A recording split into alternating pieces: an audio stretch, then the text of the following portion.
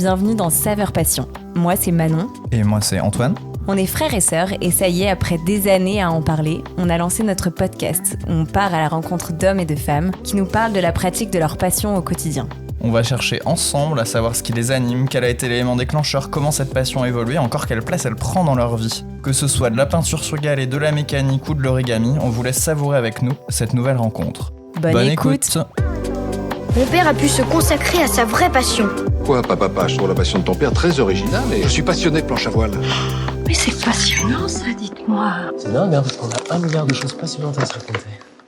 Allez, faut bien se lancer pour une première. Oui. Allez. Bon, bienvenue dans ce nouveau podcast qui s'appelle donc Saveur Passion. On n'est pas tout à fait serein. On s'est dit, on va faire simple et on va aller vers une personne que moi je connais bien, qui est donc Michel, qu'on accueille aujourd'hui. Bonjour Michel. Bonjour. Et donc Michel, qui est mon beau-père. Voilà, donc Michel, c'est quelqu'un que j'ai rencontré il y a quelques années maintenant et qui fait partie de ces gens qui, moi, en écoutant, arrivent assez facilement à me passionner de certains de ses loisirs et notamment un donc qui est l'objet de notre épisode aujourd'hui. Et donc Michel a choisi ce lieu où on est aujourd'hui.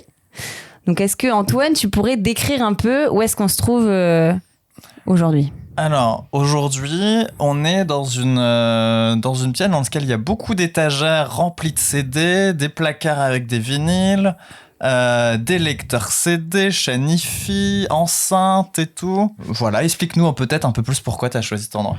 Alors, j'ai choisi cet endroit parce que c'est justement l'endroit où j'assouvis cette passion du plaisir d'écouter de la musique, mais à travers une qualité de son qui me convient, qui conviendrait pas forcément à tout le monde. J'ai pas un équipement certainement parfait. Il y a des équipements beaucoup plus qualitatifs, mais moi, je l'ai monté petit à petit jusqu'à arriver à un niveau qui me satisfait. Et le but, c'est surtout d'en tirer un plaisir et d'écouter la musique en ayant des frissons à chaque fois que j'écoute un disque. Voilà ce que je voulais. Mais alors, voilà. Enfin, c'est ça la principale chose. Oui. C'est pourquoi cette pièce. Du coup, ça Voilà. fait combien de temps que vous pratiquez, entre guillemets, dans cette pièce ? Dans cette pièce, on est arrivé dans cette maison en 95. On a fait tout un tas d'aménagements de travaux en dehors de cette pièce pour aménager la maison en fonction des enfants. Et puis, petit à petit, cette pièce s'est transformée pour accueillir tous les vinyles, tous les CD, tous les équipements qui, petit à petit, se sont améliorés, transformés, adaptés. Je peux dire que c'est peut-être dans les années 2000, quoi.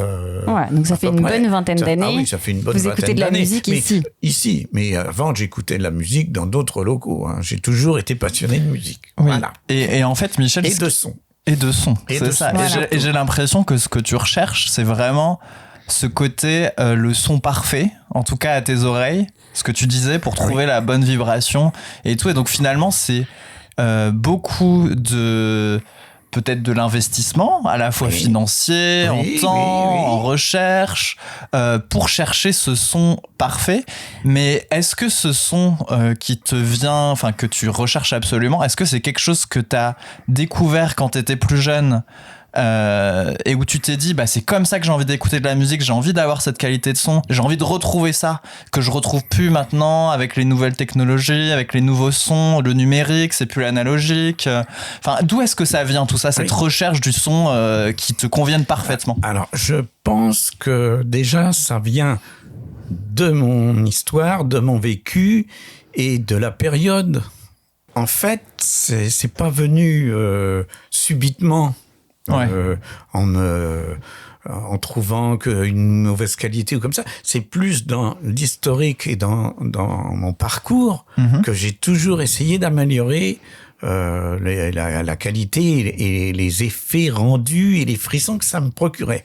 Mais je pense que bon, il faut aussi voir le parcours, quoi. C'est ça. Bon, je suis né en 56. Ouais. Donc ça veut dire que à 10 ans, on était en 66. Bon, ouais. C'était déjà une période mouvementée au niveau de la musique. On avait tout un tas de rock, tout ça, et de chansons la Beatlesmania aussi. Chansons françaises qui adaptaient les rock américains qu'on n'avait pas encore en France. Bon, à 15 ans, c'était dans les années 71, 72. Donc là, c'était déjà le début des groupe anglais avec des disques concept beaucoup plus élaborés. Oui, on testait beaucoup de choses, on allait chercher peut-être des musicalités dans d'autres pays dont on n'avait pas l'habitude. Et puis, c'était moins orienté américain, mais beaucoup plus anglais, je trouve. Okay. Et les Anglais s'étaient adaptés ils avaient pompé beaucoup, du blues. Américain. Et il l'avait transféré, transformé, et ça fait plein de choses et plein d'albums merveilleux, quoi.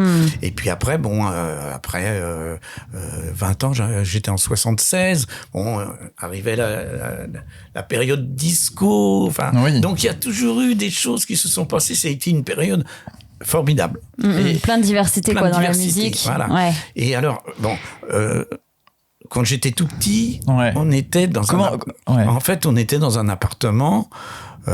C'était un immeuble de 3 étages. On était au premier étage, je me rappelle. Et moi, je vivais dans le séjour, dans un lit cosy qui était sur le côté. Ouais. Et dans la cuisine, il y avait un poste à lampe. Qui était en haut sur une grande étagère. On pouvait pas y toucher, quoi. Mais alors, même quand je dormais le soir, il y avait la porte du séjour qui était un petit peu entrouverte, quoi. Et j'entendais cette radio à lampe, soit des informations. Parce que c'est quoi une radio à lampe? C'était des gros postes avec des tubes, des lampes avant les transistors. Enfin, c'était toute une autre technologie, quoi. Et j'entendais cette radio qui émettait soit des informations, soit, je me rappelle, les matchs de foot le vendredi. Tout passait par là, quoi. Ou de la musique. Déjà, on entendait des musiques qui passaient. Et je m'endormais un petit peu en entendant ces musiques. Oui, ce poste radio était en permanence, était souvent allumé, c'est ça? Oui. Tes parents écoutaient beaucoup? Oui.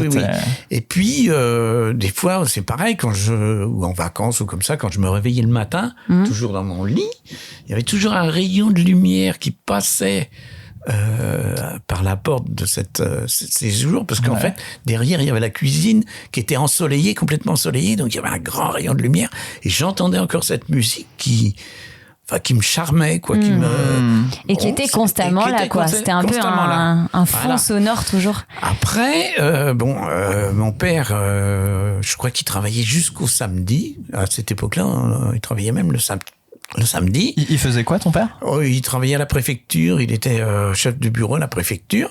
Et le dimanche matin, par exemple, dans le séjour, à côté de mon lit, il y avait un autre gros poste du Crotté-Thompson à lampe.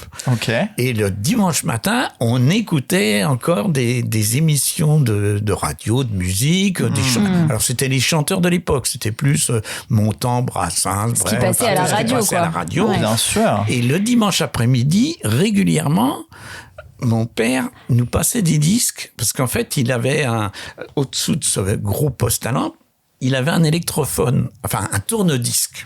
C'était un tourne-disque, qui était branché sur ce poste. Et en fait, il nous passait des disques. Alors, il s'était constitué une collection de disques classiques, souvent la guilde du disque. Il avait acheté ça quand il était jeune, petit à petit. Puis après, il s'était acheté son tourne-disque pour écouter de la musique. Et souvent, le dimanche après-midi, on écoutait soit du Beethoven, du Mozart, Schubert, Chopin, beaucoup de Liszt aussi, il adorait ça. Musique classique. Voilà. Et de temps en temps, des musiques de films. Parce qu'il allait voir des films au cinéma et il ramenait des 45 tours. Alors, c'était de l'époque, il y avait Le Jour le plus long, il y avait Le pont de la rivière Kouai, avec les gens qui sifflent, là, il y avait Laurence d'Arabie, Ben Hur, Autant n'emporte le vent, tout un tas de trucs comme ça. Et moi, j'étais passionné par le fait de cette espèce de truc qui tournait, ce diamant qui vibrait et qui retransmettait par ce poste, quoi, la musique. Déjà, tu te posais la question un peu comment ça se fait, comment ça fonctionne. Et puis j'aimais bien, j'avais pas forcément le droit, mais j'aimais bien aller trifouiller pour me rendre compte que on tournait, ça faisait plus de graves, on tournait dans l'autre sens, ça faisait plus d'aigus. Enfin, il y avait des sons différents. Ouais, puis c'est amusant quand t'es enfant de jouer un peu avec les boutons. Tu veux essayer de comprendre, quoi. Oui, exactement. Et puis, dans cet immeuble, on avait des amis au-dessus, des copines au-dessus, au deuxième étage, et on faisait des parties de cache-cache dans tous les coins de et au dernier étage, il y avait un grenier où il n'y avait pas de lumière. C'était dans le noir. Okay. Mais c'est pareil, c'était souvent le samedi ou le dimanche, il y avait quand même un endroit où il y avait un établi avec une petite lampe, et il y avait un monsieur, c'était le papa des voisins, qui montait des amplis et des radios à lampe. Ok. D'accord, il les fabriquait. D'accord. Ah ouais. Et alors on entendait les Chinois, les Russes, les radioamateurs sur une espèce de haut-parleur dans une caisse en bois qui était certainement très mauvais, ça crachouillait, mais moi j'étais effaré, c'était passionnant, quoi. Enfin, j'imagine. Voilà, et parce que c'est peut-être encore trop tôt, mais c'était l'époque des radios pirates ou c'était après encore les radios pirates? Non, c'était bien avant les radios pirates. C'est ça, c'est ce qui me semblait, c'est les années 80. Oui, là on était dans les années 60. Ouais, c'est ça. Oui, donc tu captais les radios d'État mais on captait les... Oui, voilà, c'est ça, enfin, tout ce qui passait sur les ondes courtes, enfin des petites des fréquences spéciales. Alors, c'était pas net du tout, mais c'était merveilleux, quoi. On entendait dans tous les pays. Des langues que tu comprenais pas. Qu'on comprenait pas, mais peu importe, quoi. Je suis resté des heures à regarder ce monsieur faire ses trucs et puis l'écouter, quoi. Déjà, ça m'a intrigué. Ça m'a intrigué. Bon. Et puis, quelques années plus tard, mes sœurs ont eu... ma sœur, c'était Françoise et Dominique, mes deux sœurs, qui étaient plus grandes que moi. Elles ont eu un électrophone. Ok. Et qu'est-ce que c'est un électrophone? Alors, un électrophone, c'était comme une valise dans laquelle il y avait un tourne-disque. Ouais. Et souvent, dans le capot, il y avait le haut-parleur. Okay. Ah oui, d'accord. C'était autonome. Alors, on mettait un disque et puis il y avait le volume. C'était moins compliqué déjà, du coup. Il y avait tout dans un même objet. Et puis il y avait le haut-parleur. Et donc, à l'époque, elles écoutaient du Adamo, du Johnny, Sylvie, Eddie Mitchell, enfin, tous les gens, justement, qui reproduisaient des titres américains et qui avaient transformé les chansons en français, mais ça, le pénitencier, voilà, de Johnny, ça nous faisait, ça m'intriguait, ça me plaisait, puis je les accompagnais, quoi. Enfin, c'était très agréable. Donc ça, c'est déjà une première partie. Oui, et déjà, on voit que toute ton enfance, c'était là à la radio, il y avait toujours quand même de la musique partout, oui. Et puis après, on a déménagé. Ok. Et on s'est retrouvés dans un appartement beaucoup plus grand, où on avait chacun notre chambre. Donc déjà, on était chacun dans notre monde. Et je me rappelle, c'était le début aussi où il y a eu les petits transistors. Ok. Les petits, ça a commencé, les transistors portatifs, et on avait un petit écouteur qu'on mettait dans l'oreille, et le soir, on se planquait sous le lit pour écouter Europe 1, RTL, enfin il y avait des concerts, il y avait Salut les copains le soir, ça devait être le jeudi soir, enfin où ils faisaient des parades un petit peu avant l'heure. Enfin bon, déjà ça me remuait, quoi. Et puis il y a eu une période, j'avais squatté le poste avec le tourne-disque. Il était dans ma chambre. Ah, ça y est, il l'avait piqué. T'avais imposé. Je l'avais piqué. Et après, j'ai eu une période où je me suis acheté mon propre électrophone. Ouais. Okay. Donc ça, c'était à quel âge à peu près?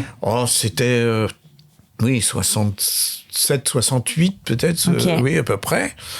Et alors, c'est pareil. Donc, le haut-parleur était dans le capot.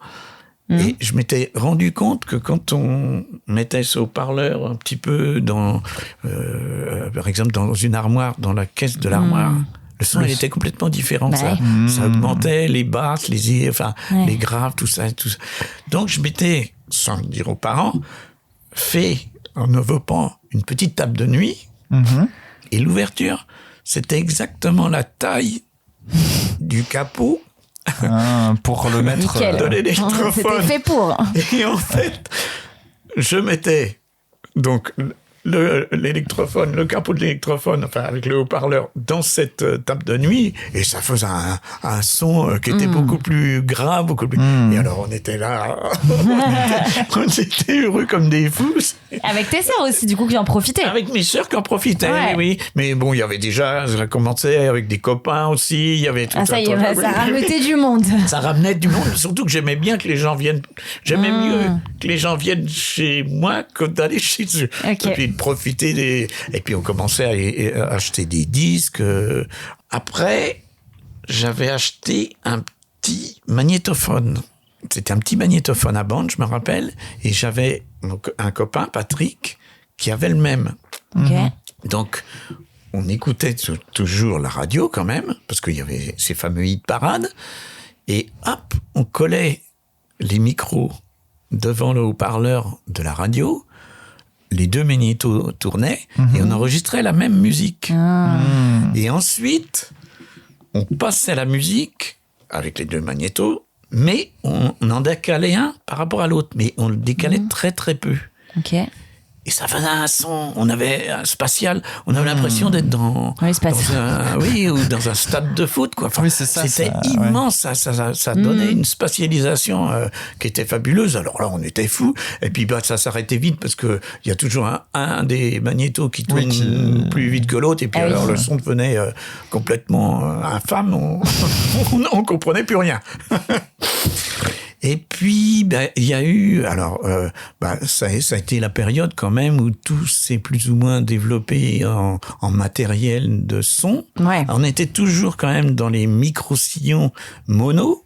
Ouais. Et puis, tout d'un coup, est arrivé plus ou moins la stéréo. Alors, Donc, peut-être expliquer pour les gens qui écoutent. Mono. Stéréo et mono. Mono, en fait, il y avait un micro, et puis après, derrière, il y a un ampli, et puis un haut-parleur. En stéréo, on a deux micros qui enregistrent chacun sur deux canaux, avec deux enregistrements, et puis après, ça reproduit par deux amplis et deux haut-parleurs. Donc, ça spatialise un petit peu l'orchestre, la position des instruments, c'est pas en profondeur, mais c'est plutôt en direction, quoi. Et donc ça arrivait, mais bon, voilà.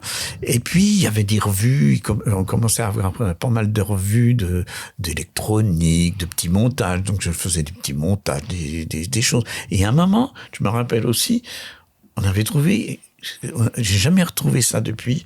Ça s'appelait des polyplanars. C'était des haut-parleurs en polystyrène tout plat. En polystyrène. En polystyrène tout plat. Qui ont été hyper critiqués. Ok. Mais n'empêche que moi, j'en avais trouvé. Et il y avait des plans. Et j'avais fait une espèce de caisse, d'après ces plans, en mettant cette espèce de haut-parleur tout plat devant. Il y avait un évent et tout ça. Et alors, ça faisait une caisse qui était très haute. Et qui envoyait des graves, c'était pas possible. Enfin, c'était certainement très boum boum, mais forcément que ça nous plaisait parce que c'était nouveau, c'était des sons. Et quand tu dis, vous aviez trouvé des en polystyrène là. Oui. Trouvé où? En fait, c'était par les revues, il y avait des pubs de ces trucs-là, et donc je les avais commandés à Paris parce qu'à l'époque, c'est comme ça que tu te renseignais sur comment on change. Parce que maintenant, on a l'impression que c'est tout simple. Oui, parce qu'il y avait rien, on n'avait pas du tout d'internet ni rien pour se renseigner, quoi, donc dessus. c'était sur les revues, il y avait donc t'étais abonné il y avait la maison du haut-parleur, il y avait son magazine, il y avait la revue du son, enfin il y avait tout un tas de magazines à l'époque qui sortaient parce que forcément c'était un marché porteur et puis ça commençait à se développer. Oui, puis ça avançait pas mal niveau technologie, il y avait tout le temps de la nouveauté. Énormément. Ouais, c'est ça. Oui. Parce que là, t'as quel âge? Là, j'ai combien 11, 12 ans, 13 ans. Ok, je sais pas. oui, t'es encore jeune. Oui, je suis encore jeune, oui. Mais t'aimes bien bidouiller, t'aimes bien... Ah bah oui, j'achetais des kits. Alors justement, il y avait des revues et on achetait des kits à Paris. Et puis qui nous envoyaient. J'avais fait des petits amplis, des petits... quand même, quoi. Tu te lançais directement. Et puis après, des jeux de lumière, mais c'est beaucoup plus tard. Ça, il y a une époque Donc, aussi. juste avec le fait de voir dans les revues, tu disais, allez, parce que c'était coûteux aussi un petit peu. Oui, tu mettais ton argent là-dedans. Oui, quoi. j'attendais d'avoir un peu d'argent des anniversaires. Et tu commandais des trucs ce qui était comme ça. recommandé dans les revues. Etc. Un truc aussi, je me rappelle, en 68-69, c'était l'époque des western spaghetti. Ouais. Et la musique de Morricone, donc ça nous a énormément marqué aussi. C'était vraiment... on avait l'impression de voyager, quoi, d'être dans les westerns et tout ça. Après, j'ai acheté ma première chaîne dans les années 70. Okay. On était passé à la stéréo. Donc c'était tout nouveau. J'avais une espèce de petite chaîne dual, je me rappelle encore. Donc c'était un espèce de bloc où il y avait un ampli, puis au-dessus il y avait une platine dessus, et puis il y avait 2 petites enceintes. Alors déjà ça spatialisait le son. Bon, c'était ce que c'était. Et vite, je me suis rendu compte quand même qu'il y avait des problèmes parce que la platine, elle tournait. Il y avait un moteur. Ouais. Et entre le moteur et le plateau, il y avait un galet. Ok. En fait, il y avait un axe sur le moteur, il y avait un galet, et puis le plateau, lui, il était creux. Okay. Donc le galet, il tournait et il entraînait le plateau. Et donc on changeait de vitesse et ça changeait au niveau de l'arme. Mais vite, je me suis rendu compte que on entendait le son on entendait le son du galet qui tournait. Donc des trucs qui t'énervaient, quoi. Qui m'agaçaient, voilà. Et puis donc là, t'étais toujours chez tes parents. Ah bah oui. Toujours dans la même pièce, son antre. Oui. Je me baladais souvent à la fin de la semaine de cours, j'en avais ras-le-bol. Souvent le samedi, je me baladais en ville, j'allais voir les disquaires, les magasins, les trucs comme ça. Et un jour, je monte l'escalator, c'était aux Nouvelles Galeries, je me rappelle encore. Et en haut, il y avait une chaîne avec des grosses enceintes. Qui était pas fermé derrière, enfin bon, certainement pas d'une très bonne qualité. Mais elle en jetait, quoi. Elle en jetait et il passait Machine Head, les Deep Purple. Deep Purple, ouais. J'ai remonté 20 fois cet ascenseur. Je redescendais, je remontais, je redescendais. Je t'ai dit, je rêve. Elle est quand même super, celle-là. Là, j'ai dit un jour, faudra que je j'ai ça, quoi. Ultime, le rêve ultime, quoi. Faut que j'arrive à me faire un truc pareil. Donc, voilà. Et puis, encore une fois, je rachetais des revues, je me documentais, et puis en même temps, il y avait toutes les sorties de disques, justement. Oui, et les disques, du coup, t'achetais quoi? J'achetais, il y avait les Led Zeppelin. C'est ça. Deep Purple, King Crimson, les Doors, énormément de disques un peu concept. Moi, j'appelle ça parce qu'ils avaient une unité qu'on a peut-être moins trouvé après, où c'était un petit peu dans tous les sens. Que là, quand ils faisaient un album, c'était plus... Il y avait une couleur. Oui, il y avait une couleur. Voilà, je trouve. Oui. Ouais. Et toutes ces références-là, c'était dans les revues. Comment t'entendais parler de tous dans ces les revues, puis à la radio. À la radio, beaucoup, ouais, en fait, c'est ça. beaucoup avec, la radio. avec RTL, il y avait Michel Lancelot qui faisait une émission Campus et qui pensait beaucoup de musique. Enfin, c'était des débats, mais il y avait beaucoup de musique. Et puis Europe 1 aussi, il y avait... Donc t'avais toujours la radio allumée, quoi, chez toi. J'écoutais beaucoup. Et quand je travaillais au lycée, c'est pareil. Je travaillais toujours en musique. Ça finissait par être nécessaire. Quand je faisais un truc de maths ou un truc comme ça. N'importe quelle musique, parce que ça, c'est une vraie question. Il y a certaines musiques qui empêchent peut-être un peu plus la concentration, je sais pas. Non, pas pour toi. Moi, c'était plus des musiques rythmées. C'était surtout, oui, je pense que des musiques lentes, c'était assez... Oui, je pense qu'il fallait que ça... Oui. Et puis que ça Ça permet, motive, ça quoi. motive, voilà. Ouais. Je sais pas. Est-ce que t'en parlais avec d'autres gens qui te conseillaient? J'en parlais. On en parlait beaucoup au lycée. Hein. Ouais, c'est ça, entre potes, quoi. Oui, c'était surtout parce que bon, je dis la radio et puis mais il y avait énormément d'échanges. Ah bah t'as entendu parler Ouais, du voilà. dernier machin, Bien il y a sûr, le truc machin bien qui est sorti. Puis Vous et on écoutiez se- tous on un peu les écoutait, mêmes radios, bien sûr, et puis on ouais. allait les uns chez les autres. Ouais. Donc et j'avais un copain, c'est pareil, qui avait à l'époque eu c'est pareil, il avait une chaîne mais fabuleuse enfin, pour l'époque avec une énorme platine Philips, un gros ampli et des enceintes Cabas, des 100 pans, des grosses enceintes Cabas qui étaient. Et alors il y avait écho de Pink Floyd. Oui, on entendait ça d'un Et tu d'un pouvais truc à profiter l'autre. avec cette... Et puis, je me Stéréo, rappelle, il y ouais. avait eu Messe pour un temps présent de Pierre-Henry. Un Ok. truc qui a été joué par Béjart, Ok. avec des sons, ça passait d'un truc à l'autre. Alors là, Le spectacle. C'était fabuleux, on en avait les cheveux qui se dressaient sur la tête, parce que c'était tellement nouveau, quoi. Puis on avait l'impression d'être dans un univers. Oui, quoi. c'est ça. Nous, Oui. on a du mal à se rendre Ben, compte parce que le ah oui, son, oui, il parce que est hyper normé. Ah oui, aujourd'hui. Enfin, il est la même progression. offert, Là, vraiment, on a vécu la progression des équipements et puis du Ouais, c'est matériel. Et puis, il y avait forcément une concurrence entre les marques. Donc, c'était celui-là, il est mieux que celui-là. Ouais. Enfin, il y avait vraiment une émulation. Oui, c'est ça. Et puis, donc, vers les années, 1975-76. Donc le lycée passé? Non. Oui, 60, ouais. oui, c'était à peu près la fin peu du. près. Oui. Le bac? Oui, j'ai dû acheter vraiment la première grosse chaîne, quoi.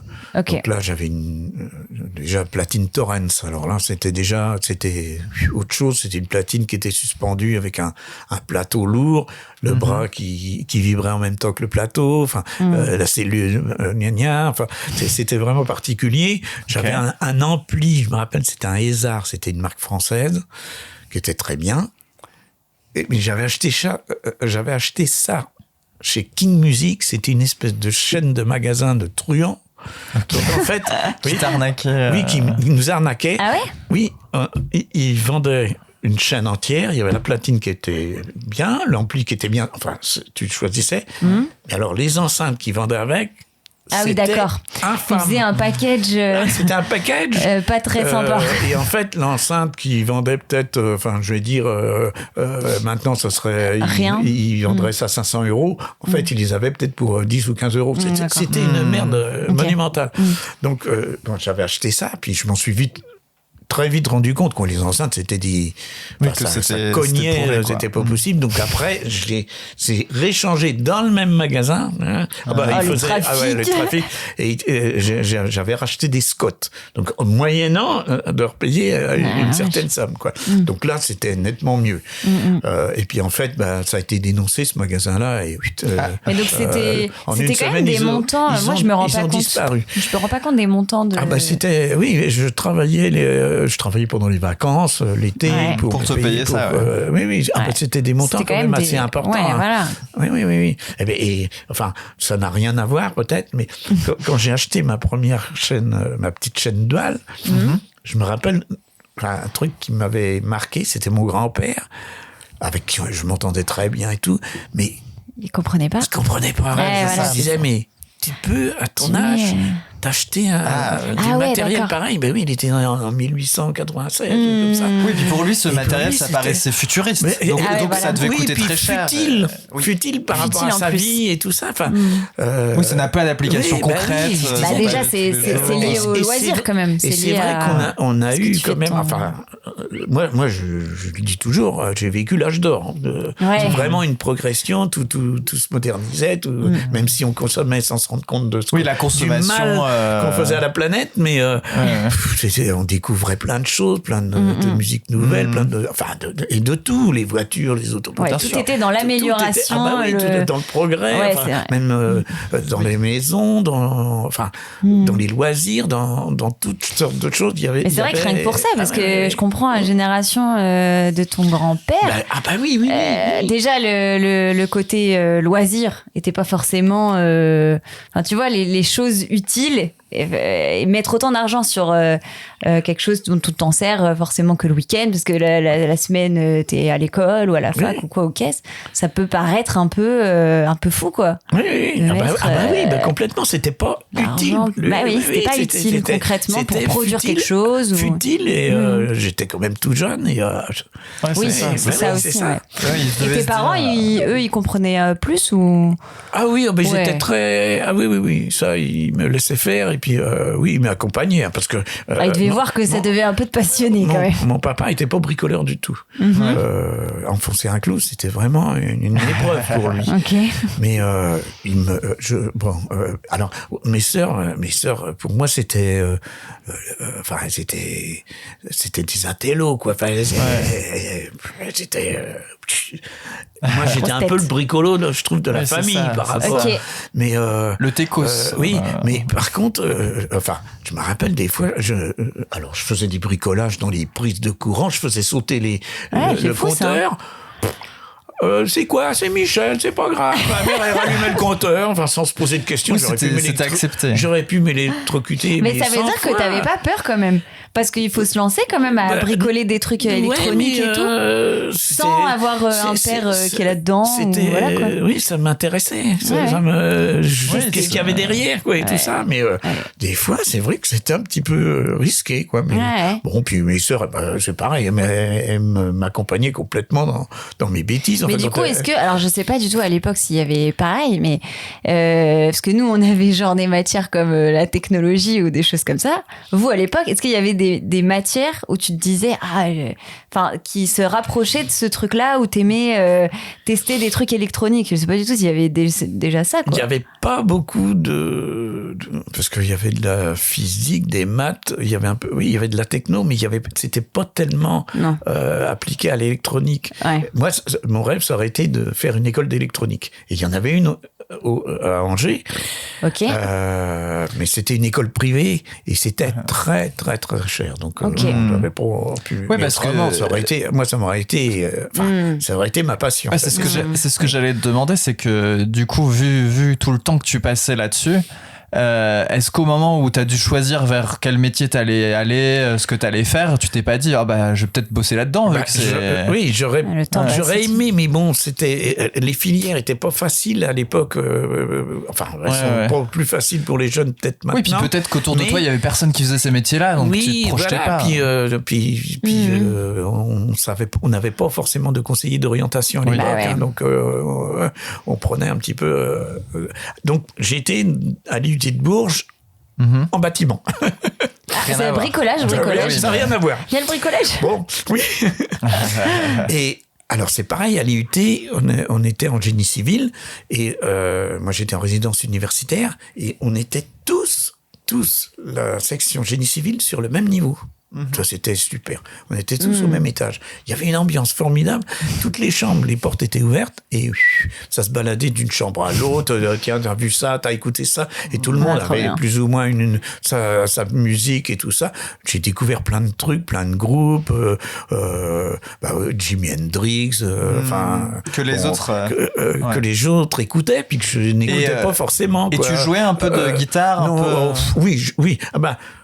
Oui, la guitare, j'en avais fait un petit peu avant quand les copains ils venaient à la maison, quoi. On gratouillait, mais bon, j'étais pas. Mais ton truc, c'était plus d'écouter que de pratiquer. Oui.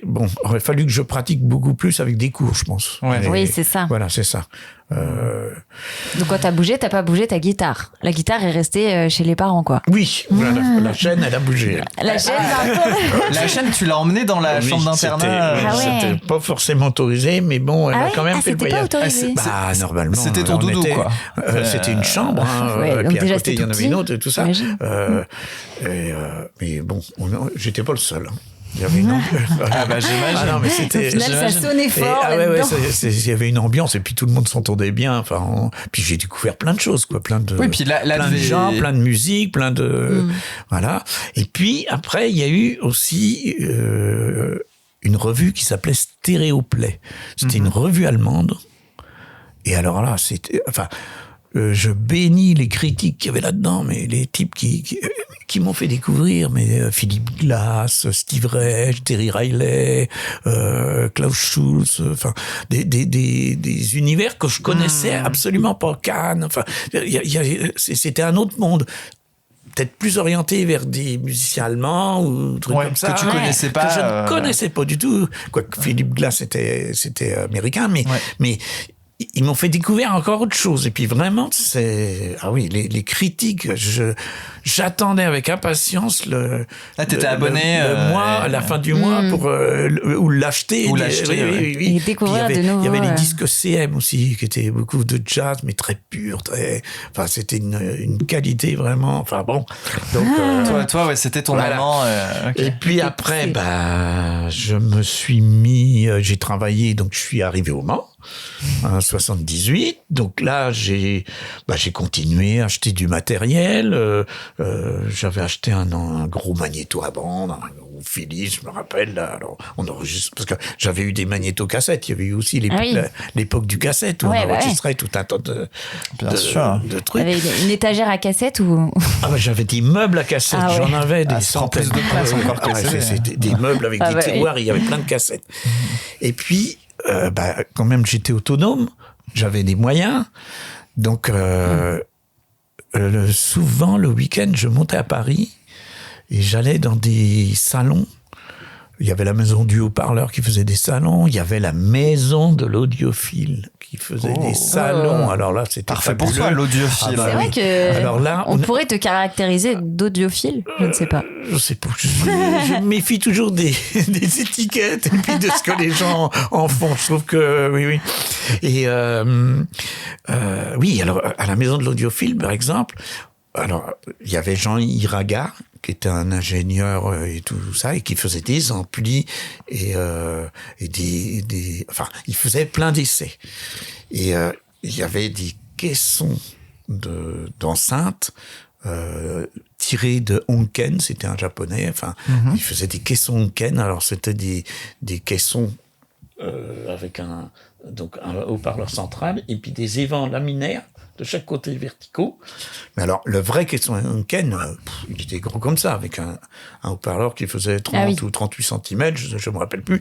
Et au-dessus, il y avait des pavillons.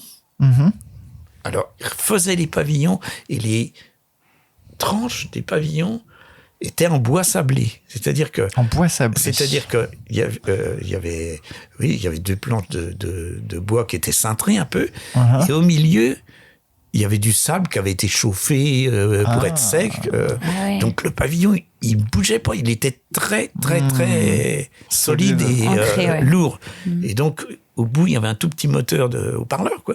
Et ça projetait un aigu médium fabuleux, quoi.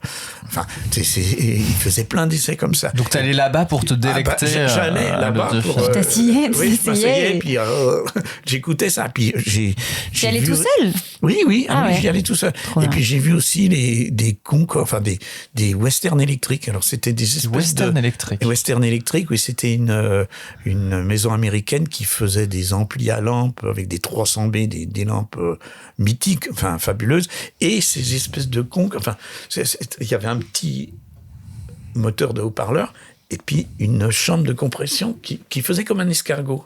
Et puis au bout, il y avait un évent énorme. Et avec une puissance très faible, ça sonorisait un cinéma, quoi. Oui. T'avais pas besoin de beaucoup pour... Et puis une qualité de son fabuleuse. Et c'est pareil, des trucs comme ça, ça me faisait des frissons, quoi. Et donc concrètement, comment ça se passe? C'est-à-dire que t'arrivais dans ces endroits-là, et il y avait des gens qui te... Oui, il y avait une salle d'écoute, il y avait des chaises, tout ça, et puis... les gens s'arrêtaient et écoutaient. Tu mettais un casque? Non, c'était écouté. En général, il y avait des invitations, il y avait des papiers à remplir, tout ça, et puis on y allait, et on s'asseyait, puis ils nous expliquaient les derniers montages qu'ils avaient fait, et c'était passionnant, c'était fabuleux, quoi. Puis des gens compétents, enfin, qui inspirants, quoi. Inspirants. Ouais. Et puis à chaque fois que tu retournais, il y avait un nouveau truc. Donc... Et puis il y avait le festival du son, Porte-Maillot, donc j'y allais. Alors c'est pareil, on allait. C'était quoi le festival du son? Le festival du son, en fait, c'était tous les ans. Alors à l'époque, je sais plus si c'était fin de l'année, et en fait, c'était les marques qui présentaient leur matériel, donc c'était plein de petites pièces. Il y avait Cabas, Ellipson, Bose, toutes les marques avec des amplis et c'est fou les différences de son qu'il y avait d'une pièce à l'autre, des enceintes à l'autre, en fonction du matériel, quoi. Il y avait des choses dont ça te laissait plus ou moins différent, puis il y en a d'autres qui te faisaient des frissons du début à la fin, quoi. Et tu continuais à bricoler un peu dans ton coin aussi? Je continuais toujours à bricoler, oui. En fonction justement de ce que tu voyais. Et puis donc j'ai échappé un peu là la période, je sais plus, disco, je sais pas quoi, parce que je me rappelle que... T'allais pas danser sur les dance floors dans les années 80 quand même. Oui. Ça dansait. On dansait quand même pas mal. Et c'était l'époque où... Oui, alors là, on faisait des espèces de rampes de lumière là, en fonction de la musique. Oui. C'est pareil, j'avais fait des montages. Donc tu t'amusais aussi sur la lumière. Ouais. Bon, c'était plus... si, ça a accompagné et ça a visualisé le son. Mais c'était plus... Oui, c'était charmant, mais au bout d'un moment, c'était... on en prenait plein les yeux, quoi. Enfin, c'était dans l'air de l'époque. Mais c'est pas ce qui me passionnait quand même. Et pendant ces moments où t'étais sur Paris, t'allais un peu à des concerts, des choses comme ça aussi, ou non, vraiment t'étais sur l'écoute du son? Sur l'écoute du son. C'était vraiment ça. Oui. Après, petit à petit, j'ai commencé à constituer un peu la chaîne que je voulais. Donc, je me suis fait un ampli Iraga, d'après ce que j'avais vu à la maison de l'audiophile, parce qu'en fait, ils vendaient les pièces détachées.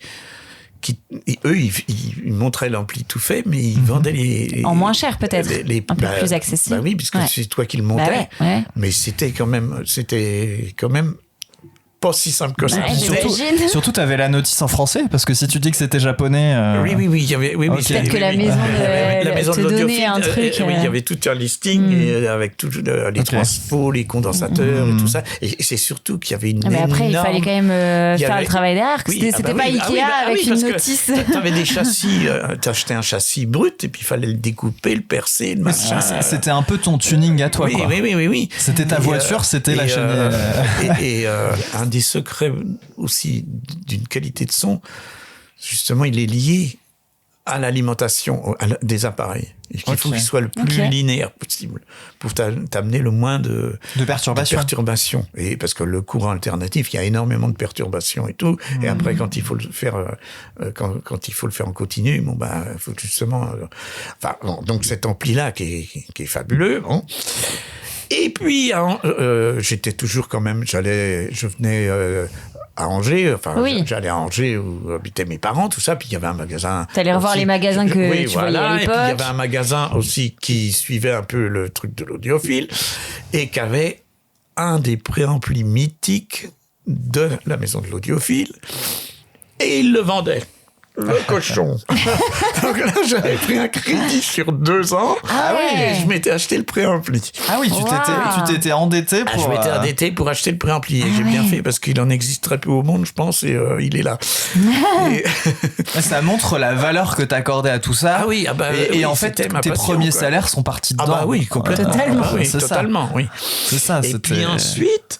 Et comment ça se passait? C'est-à-dire que tu rentrais dans ta tête, la journée t'allais travailler, et le soir t'avais qu'une idée en tête, c'était travailler sur tes machines, sur tes amplis, ou étudier les trucs, écouter beaucoup, j'écoutais beaucoup, puis j'étais pas tout seul à venir dans... Oui, tu faisais profiter les copains. Les copains et les voisins.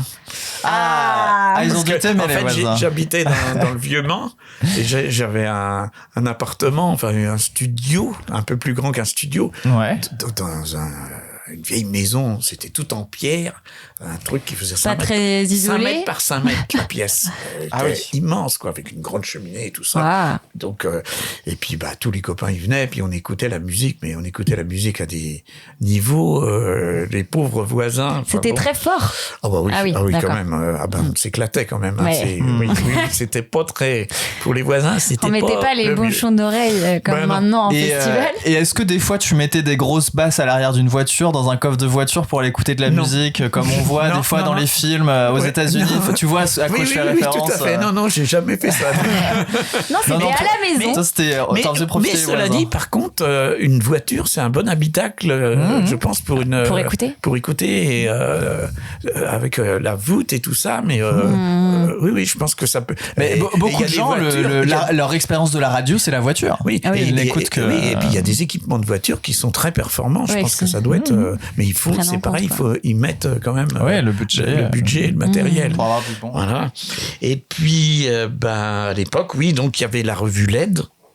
C'était Ouais. une revue Ok. d'électronique complètement. Oui. Donc LED, voilà, j'essayais de me. Et puis ils se sont mis à faire des montages d'amplis à lampe. Ok. Donc j'en ai fait un premier. C'était avec des EL 84. Enfin c'était. Et, c'est pareil, le son était quand même excellent. Bon, et puis, enfin, j'avançais tout le temps. Mais du coup, c'est un peu une quête sans fin. Parce qu'en fait, Ah oui. il y a toujours des améliorations en permanence. Donc Voilà. toi, tu veux Bah, toujours surtout être à si la tu te pointe. renseignes beaucoup, Non, mais. Et c'est voilà. sûr que tu arrives sur Oui. des trucs. Oui. Et parce qu'après, c'est pareil, j'ai eu la chance d'acheter. Ah ben non, c'était bien après. Non, parce que donc il y avait la revue LED et puis après, oui, 1981, sont arrivées les radios libres. Ah, oui, Ah. les fameuses Donc, dont je parlais tout à l'heure. Voilà. Ouais. Donc j'étais faire de la radio, Radio 24 au Mans. Et comment tu t'es retrouvé? Alors, t'as toqué à la porte. Parce que non, c'était des. Moi, je travaillais à la mairie et puis. Donc au il y a- final, pas dans le bâtiment. Si, dans le bâtiment, c'est dans la en fait, mairie, c'est ça. je m'occupais d'un secteur du Mans et tous les bâtiments qu'il y avait dans ce secteur-là. Et puis, en fait, il y a un élu qui a ouvert une radio et qui cherchait Un animateur. des gens, radio. des Plusieurs. animateurs, Des plusieurs, animateurs. parce que il fallait couvrir quand même toutes les plages de radio. Qui proposait, qui demandait s'il y avait des gens qui... Je me suis dit, tiens, pourquoi pas, je vais essayer un truc comme ça. Allez, Il se trouve Allez. que je m'intéresse un peu au son. Allez, donc, je me lance. T'as vu l'annonce, quoi. Voilà. Et puis, donc, je me suis lancé. Donc, c'était un tout petit Donc, studio à c'était l'époque. vraiment ouvert à tout le monde, quoi. T'avais même pas d'entretien ou Ah, quoi non, pour non, dire non, que non, bah non, t'étais parce que spécialisé sur mais quelque non, chose. parce qu'ils ou- ouvraient ça, mais c'est ça, c'était tout le monde. C'était N'importe qui. tellement neuf et nouveau. Allez, on se lance Ouais. là-dedans sans connaître tellement les réglementations, sans savoir qui pouvait faire quoi et tout ça. Donc, Ça porte bien et son donc- nom, quoi, les radios libres. Et à Et ton, donc, c'était et à dans ton une- boulot, c'était quelque chose de connu, le fait que tu t'intéresses au son, ou tu gardais ça pour Oui, toi non, et tes si, amis? si, Non, oui, tu le oui, partageais, oui, ouais. Je pense Ouais, que ouais. oui, il y en a qui. Oui, qui on en parle. savaient. Ok. Et donc, en fait, cette radio, elle était dans une pièce comme ici. Hein. Il y avait une table avec des platines, avec des magnétocassettes, et puis une petite table de mixage, un micro. Puis c'était tout. Et let's go. Et voilà. Et alors, quand j'arrivais, le gars qui était avant moi, je sais plus ce qu'il faisait, je me rappelle pas de ce qu'il faisait, il me disait, bon, je te laisse C'est à la place, toi, salut, c'est ton allez. tour. Et puis il s'en allait. Toi, t'avais une session de combien de temps à J'avais tenir? 1h30. Ah ouais, quand même. Et c'est assez long. Hein. Ah ouais, c'est long. Et, Dès le début. Dès le début. Et en fait, moi, je pensais des morceaux de musique qui me plaisaient, qui me faisaient justement, qui, Ouais. déjà à l'époque me faisaient. Donc Bon. t'avais Et tes puis, platines devant et tu. oui, tu mettais, j'avais fait beaucoup de choses sur cassette. Je préparais sur cassette avec des temps de repos pour avoir le temps de gna parce que de parler un peu. D'organiser. je parlais dans le micro, mais je ne savais même pas s'il y avait quelqu'un qui m'entendait. Il y avait personne dans cette radio, quoi, en fait. Oui, t'étais tout seul. J'étais tout seul. dans une pièce. T'étais la technique, l'animateur, Ouais, le public. Bah, comme si là, t'étais Et, vraiment tout seul, au début, sans personne dans au cette début, pièce. Au début, c'était catastrophique, hein, tellement je devais fouiller et tout ça. Donc C'est je me suis normal. vite rendu compte qu'il fallait absolument organiser les choses, faire un filler, avoir quelque chose, Une trame. une trame. Ah, c'est vrai à que vu que suivre. t'es seul en Voilà. plus, t'as pas Et trop puis, de problèmes Quand même, extérieurs au qui fur et à arrivent. mesure que cette émission elle se faisait, j'étais qu'une fois par semaine, mais il y a des gens qui me téléphonaient. Alors en plus, ils téléphonaient pendant que le morceau passait, mais il fallait que je surveille si la fin. Oui, que ce soit pas la fin du Enfin, ils me morceau, téléphonaient pour me demander des choses. Donc ça. Pour il te y avait- demander quoi? Bah, est-ce que tu pourrais pas nous passer tel morceau? Est-ce Ah que t'as ouais. gna Ah, gna? tu faisais le Est-ce que standard t'as- de la radio en même temps. Donc oui, bon, bah je c'est te ça. laisse parce que là. Je le passe, mais la je semaine prochaine. Oui, oui, parce que je l'avais pas forcément sur place. Hein. Et puis je me suis vite rendu compte des limites de ce système parce que les morceaux, j'en avais quand même pas encore à l'époque. C'est ça, parce que des tonnes. tu utilisais tes propres J'ai mes disques, disques tes que j'enregistrais, que je ceci, cela. Donc après, je me suis fait, j'ai fait une émission sur une année. Par exemple, je prenais l'année 61. Donc là, je commentais ce qui s'était passé en 1961 et je passais les musiques de l'année 61. Et puis après, 62, enfin, je faisais, bon. Et puis, Par année, quoi. c'était 81, ça. Ah oui, ok. Et ça s'est vite arrêté parce qu'en 82, ils ont construit le Palais des Congrès Ouais. au Mans et ils recherchaient des régisseurs son. Ah. Tiens donc, Tiens. quelqu'un qui connaît la technique un peu du son, Oui, non mais qui est au Mans. oui, mais non mais j'étais pas du tout pro. Oui. Je Oui, n'avais mais- aucune Oui, dans- connaissance du métier. Oui, et dans ta tête, tu te voyais pas, tu faisais ça parce que c'était ton plaisir à côté, Mais- t'envisageais pas d'en faire quoi que ce non mais soit quand ça a d'autre. ouvert, je me suis dit pourquoi j'essaierais pas. Bah, quand même, ça Et j'ai- intrigue. Et j'ai fait une lettre de motivation, machin, Ouais. tout ça, et j'ai été pris. Incroyable. Donc en fait, le palais, il a dû ouvrir au mois de septembre. Et en fait, du mois de avril, mai à septembre, je faisais ma journée de travail. Et le soir, j'allais au palais où il y avait tous les techniciens, ingénieurs et machin qui étaient en train de monter les équipements son. C'était Siméphone, je crois, une boîte comme ça. Et qui m'ont donné tout un tas de bases, qui m'ont expliqué Ouais, toutes les t'ont bases formé, du boulot. quoi. Oui, parce que toi, tu avais beaucoup de connaissances, mais c'était pas très. C'était pas mis en pratique, appliqué. c'était pas appliqué. C'était pas appliqué, Oui, ouais. Oui, enfin, puis c'était pas comme on apprend à l'école exactement. pas du T'avais tout. ta manière de Ah, bah faire. non, j'avais aucune connaissance C'est vraiment. ça, théorique, en fait. Oui, Enfin, t'avais- voilà. Mais bon, ça rentrait vite quand même à cette époque-là. Ce serait maintenant, bon, ça serait pas pareil. Mais c'était quand il me disait quelque chose, pouf, enfin, c'était évident, quoi. Je voyais bien ce qu'il fallait Mais parce faire que et du tout coup, ça. ils étaient en train de Ils monter. étaient en train de tout créer, quoi. La première fois que j'étais donc C'est aussi la bonne. j'étais au Palais des bonne Congrès. occasion. Quand j'ai été convoqué pour savoir si Ouais. pour avoir un entretien, je suis rentré dans la salle et la salle, elle était encore en béton. Oui, voilà, c'est ça. Il n'y avait pas un seul siège. La scène, il n'y avait pas de, Pas de plancher. de plancher. Donc il y avait un vide de 6 ou 10 mètres. Oui, c'était une grande halle de marché, quoi. Je dis, Finalement. Mais mon pauvre, Dans gamin, mais dans Gigantesque. Dans quoi je me lance tu vas te lancer, quoi. Enfin, t'es fou, tu vas jamais y arriver, quoi. Ouais. Et puis bon, petit à petit, ça s'est fait. Puis vraiment, je suis tombé sur des gens coopératifs, charmants comme tout, qui m'ont tout expliqué. Et puis Qui sont accueillis là-dedans. Ah oui, puis le soir, Puis vu que tout était en création, c'est aussi trop le bon moment, quoi. Ce qu'ils sont en train de créer et tout, donc c'est excellent il y avait, pour il y avait apprendre. des systèmes les machines et sur tout. la scène, voilà, il y avait tout un tas de prises micro dans les angles de machines, et on avait à côté de la console, on avait une grande console, quoi. Il y avait des baies de fichage. Ça, c'était formidable. C'est un peu comme les baies de brassage en informatique. On Je sais même pas ce que on attribuait telle ligne de micro à tel ampli, tel Ah oui, ligne de d'accord. machin. Ok. Je redirige. Oui, on redirigeait. Enfin, c'était tout un mécano, enfin, avec des fils. Ouais. Mais c'était très, très facile à utiliser. Alors, par contre, ils avaient inventé, enfin, je sais pas pourquoi ils avaient fait ça. Il y avait une console à mémoire. C'était une des premières consoles à mémoire qu'il y avait en France. C'est-à-dire une console son où on pouvait enregistrer tout un spectacle et le transmettre en spatialisation dans toute la salle, en 82. Ah oui. Ok. Donc il y avait des haut-parleurs partout. Mais en fait, ça allait bien pour peut-être le Palais des Congrès de Paris, où un spectacle il dure 2 mois. Mais nous, Oui. en fait, là, c'était des spectacles qui duraient 2 soirées. Oui, c'était beaucoup de boulot pour. Oui, c'était pas possible de Oui, faire. C'était surdimensionné par rapport aux besoins, en fait. Et ils avaient fait ça en son, et ils avaient fait aussi une console très particulière en lumière. Enfin, c'était des équipements un peu, un peu particuliers. Et du coup, à ce moment-là, ça y est, t'as fait t'es passé totalement du côté régisseur ou tu bosses encore à la mairie? Et alors là, après donc cette formation, à partir du mois de septembre, le palais a ouvert. Et je me suis retrouvé plein temps. T'as démissionné ton ancien travail. Et je me suis retrouvé à plein temps au Palais des Congrès. Okay. Et premier spectacle. Donc là, t'avais quel âge? 82, 56. 30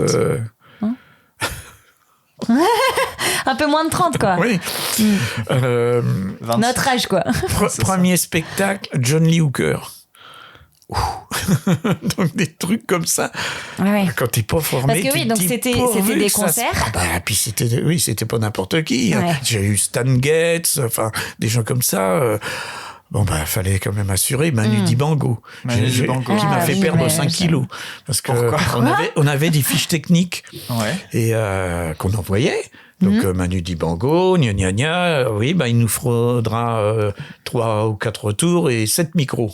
Donc on préparait tout, 7 micros, 4 tours, et puis le spectacle était à 9h. 6h, il était toujours pas là, 7h, toujours pas là, 8h, toujours pas là, 8h30, il arrive, mais il dit, mais c'est quoi ce bazar, c'est 22 micros qu'il me faut, c'est pas 7. Et je sais pas combien de retours. On avait été chercher des autres équipements, des autres tables de mixage, des consoles. On en avait mis dans les pendrillons derrière la scène. Enfin, on a un montage, mais alors... et toute la soirée, moi, je tremblais de partout. Et à un moment, il y avait eu un Larsen, quoi. Justement, il y avait eu un accrochage entre les micros et puis les retours. Les 22 micros, mais qu'est-ce qu'ils faisaient avec ces micros? Ils étaient... il y avait je sais pas combien de choristes, des bangas, des machins. Okay. Il y avait un monde fou sur scène. Mais, et puis t'as un micro qui veut prendre l'ambiance du public. Oui. Enfin, c'était fabuleux. Que tu dois installer en un quart d'heure. Tu gérais tout ça, plus les retours qu'il fallait arriver à... Enfin, là, vraiment, j'avais... Une belle formation. Ah oui, j'avais... Et puis, le pied dans le plat. Étienne, il est bien au courant, mais...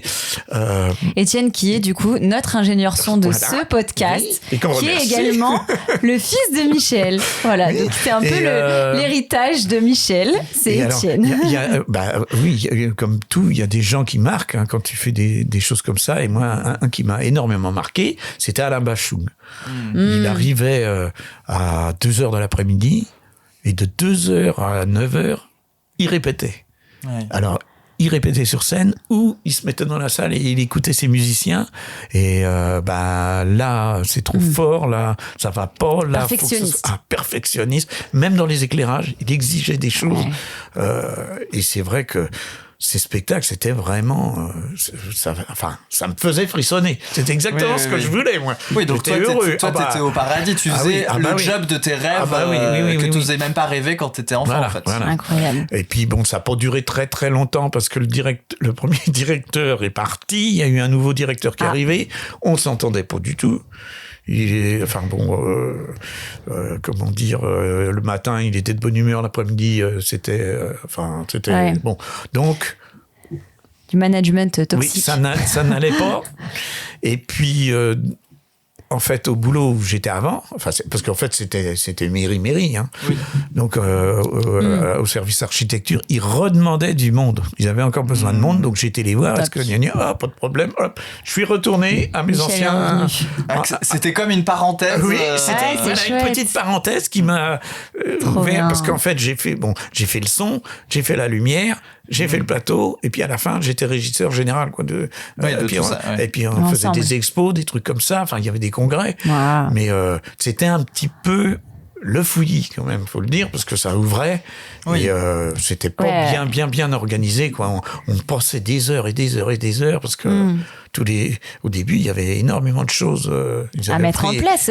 qu'ils avaient mis. Après, pour apprendre, franchement, moi, c'est génial. J'ai appris plein Plutôt que de d'arriver choses, dans les décors, un truc déjà. les décors. On avait une salle de ciné, donc j'ai passé des films.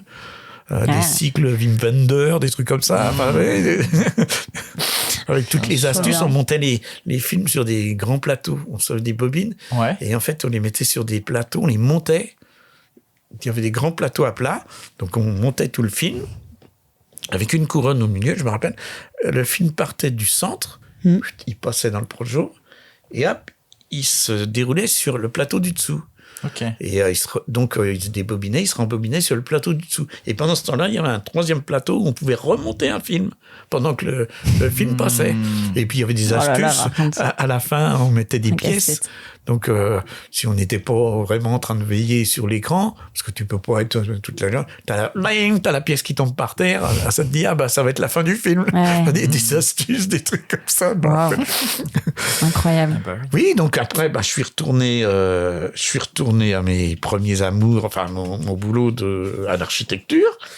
Et puis, j'ai continué, là, après, à acheter des équipements. Donc, oui, j'avais acheté un magnéto à cassette, un super magnéto à cassette à l'époque. Enfin, il faisait des trucs 3 têtes, tout ça, Alpage 80, où t'enregistrais. Après, t'avais une tête qui effaçait, une tête qui enregistrait, une tête qui lisait, et tu pouvais lire ce que tu venais d'enregistrer tout de suite. Donc, pour corriger, enfin, il y avait tout un système de correction qui était formidable. Et puis est arrivé l'époque des CD. Donc grand changement. Grand changement. Et toi, à l'époque, du coup, des CD, t'as une grosse collection de vinyles. J'ai une énorme collection de vinyles. Une énorme collection de vinyles. Oui, parce que c'est pareil. Je pensais un temps fou chez les disquaires, dont un en particulier. Il y en avait un sur le cheminement du retour de mon boulot. Comme par hasard. Et celui-là, je peux te dire qu'il m'a vu. Et est-ce que t'étais aussi tatillon sur l'appareil pour écouter les vinyles, ce dont tu viens de nous parler, toute la technique, que le vinyle en lui-même? Et par exemple, t'aimais bien chercher le vinyle qui est produit par tel label? Non, ça c'était moins. Non, c'était plus l'artiste, le type de musique. C'était ça. Mais la manière dont le vinyle était produit, c'était pas quelque chose. Je m'en rendais pas compte à l'époque, peut-être. Et aujourd'hui, tu t'en rends compte? Plus maintenant. Oui. Parce qu'il y a une différence entre les vinyles produits aujourd'hui et les vinyles produits à l'époque. Oui. Et puis, le son d'un disque, c'est quand même aussi le travail qu'a fait l'ingénieur du son. Oui. C'est complètement sa patte. Et en fait, il y a des disques qui ont été remasterisés pas très bien, puis il y a des disques qui ont été formidablement refaits par d'autres ingénieurs du son en repartant des pistes originales. À l'époque, c'était souvent sur des bandes magnétiques. Hein. Ouais. Et les bandes magnétiques, les pistes, parce que tu avais une piste par musicien, une piste par chanteur, une piste machin, dans des cabines isolées, puis après, c'était l'ingénieur du son qui mélangeait le tout, quoi. Et ces pistes-là existent toujours, donc elles ont été retravaillées des fois par d'autres ingénieurs du son, et il y a des disques qui ont été complètement transformés. En bien ou en mal. Oui. Et toi, d'ailleurs, est-ce que tu as enregistré, que ce soit des sons de guitare ou je sais pas, ou des sons de tes potes, et tu t'es essayé un peu au mixage comme ça de sons? Est-ce que c'est quelque chose que tu as déjà fait? Ouais. Pour moi, parce que ça aurait été. Non, mais par contre, dans ton travail, quoi, dans le travail à la salle des congrès, là. Quand j'étais au Palais des Congrès, par exemple, alors ça doit être justement John Lee Hooker, je crois que c'était le premier, donc on avait. Après, c'est du live, c'est différent, quoi. On avait il y avait des énormes magnétos UR et des Revox, donc on avait mis des micros dans les cintres là-haut, et puis. On enregistrait, on n'avait pas le droit. Et en fait, les bandes avaient disparu. Oui, ils avaient dû voir qu'on faisait ça. Mais bon, après... T'en as gardé ?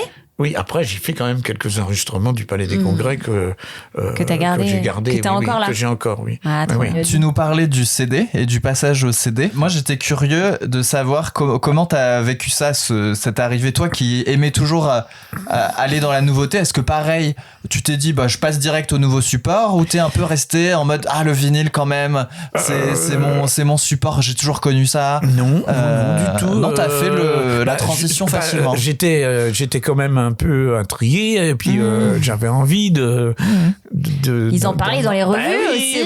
Et puis il y avait des magasins au Mans où ils vantaient les vertus du CD. Ouais. Et puis bon, dans ces cas-là, puis les disquaires devaient commencer à ils ont des disques de démonstration qui sont pour les disques du commerce, qui t'accentuent certains sons, tu sais, enfin pour la vente. Mais bon, il y avait pas de platine pratiquement. Et puis à l'époque, j'ai une sœur qui travaillait au Herald Tribune, qui m'a emmené, c'était formidable, en voyage à Singapour. Ok. Wow. Donc j'ai été à Singapour avec elle, et eux, ils étaient déjà dans l'ère du CD.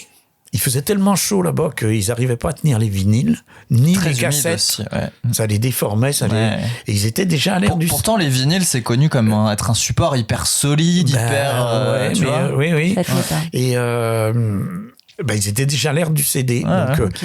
j'avais pas de platine CD, mais j'ai acheté mon premier disque, mon premier CD à Singapour. C'était quoi, C'était le Colne Concert de...